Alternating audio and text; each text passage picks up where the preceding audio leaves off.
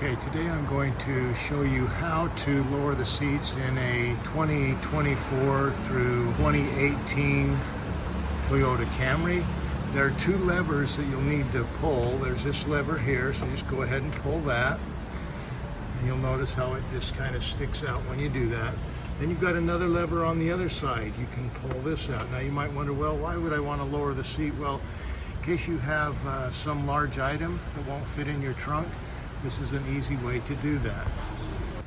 And then once you've pulled those two levers, all you need to do is grab the seat and pull it down.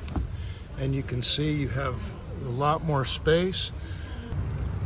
Now when you lower this other seat, you have this seat belt to deal with, but all you need to do is it'll stretch out. So again, you grab the seat, pull it forward, and then you have, of course there's that seat belt in the way, but you can always move that over if you need to.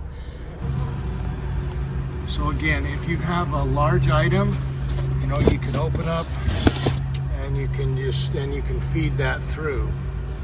And that just gives you a lot more space. Again, you pull the two knobs, one over here, and go down and fold the seat down. Thanks for watching Big Al Repairs, and hopefully you subscribe.